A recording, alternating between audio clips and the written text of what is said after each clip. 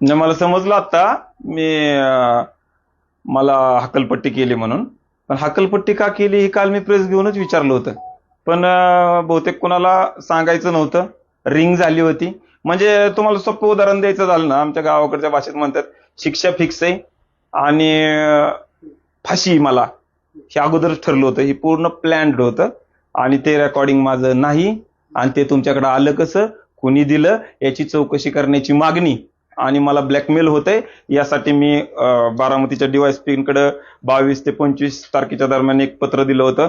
त्याचा काही त्यावर चौकशी झाली नाही. नंतर माझ्यावरती एक गुन्हा दाखल झाला आणि परत ती ऑडिओ क्लिप अगोदरच मला सांगितलं होतं तुझी ऑडिओ क्लिप आम्ही व्हायरल करू. आणि हे सगळं झालं. प्री प्लॅन्ड आहे. हे अपेक्षित आहे. काय नाही, ह्याच्यात काय वेगळं नाही. तुम्ही एक माफीनाम्याचा व्हिडिओ देखील सोशल मीडियावर केलेला होता. त्या संदर्भात मग काय सांगाल? साहेब, एखाद्या वेळेस सैरभैर जर झालं ना, आपण अडचणीत चाललोय म्हणलं ना, तर आपण कुठंही म्हणजे जिकडे दिशा दिसेल ना, थोडक्यात विहिरीत पडल्यावरती आपण धडपडायला लागलो ना, तर इरुळ्याला सुद्धा आपण पकडतो त्याच्या शेपटाला, नाही का, जीव वाचवण्यासाठी फांदी हातात आली म्हणून. अशा प्रकारे सगळी रिंग करून मला ट्रॅप करून फसवलेलं आहे. ती क्लिप कुठून आली आणि ती क्लिप माझीच आहे का, आणि ती क्लिप कुणी वाजवाय दिली आणि का माझ्यावरती त्याचा आरोप लावला गेला याचा शोध होईपर्यंत ती क्लिप माझी नाही. आणि मी त्याचा इन्कारच करतोय. 1 सेकंदाच्या क्लिपवर कसं समजणार? तुम्ही कसं ठरवलं मीच येतो म्हणून? डायरेक्ट सांगितलं याला फाशी द्या आणि गुन्हा माझा. मला कोर्ट सुद्धा साहेब 2-3 सुनावण्या घेतं मग फाशी देतं ना. इथं सुनावणीच झाली नाही माझी. आज जी पक्षाने भूमिका घेतली त्यावर तुम्ही सुनेत्रा वहिनीची भेट घेऊन तुमची बाजू मांडणार आहात का? सुनेत्रा वहिनीला म्हणजे पत्रकार परिषद घेतली ना, शहर अध्यक्ष, तालुका अध्यक्ष, त्यांचा ज्यावेळेस निरोप आलता ना मला, त्यावेळेस मी म्हणलं होतं आदरणीय वहिनी साहेबांच्या समोर माझी काय भूमिका मांडायची आहे, मी काय केलंय विचारायचंय, तुम्हाला कुणी काय ऐकवलंय ते मला सांगा. आणि ह्या सगळ्या गोष्टीसाठी मी त्यांची वेळ मागितली होती. त्यांनी मला म्हणजे या लोकांनी मला रिंग केल्यामुळे तिथपर्यंत पोहोचू दिलं नाही. पण तुम्ही संपर्क करण्याचा प्रयत्न केला का सुनेत्रा वहिनींना? हे संपूर्ण घडलेला संपूर्ण प्रकार त्यांच्यावर कानावरती घालावा असं का प्रयत्न केला का तुम्ही? 100% केला. माझ्या परिचयात जसं जसं कोणाला फोन करता येईल असे मी केले. पक्षाने जी कारवाई केली ती योग्य अयोग्य काय वाटतं तुम्हाला?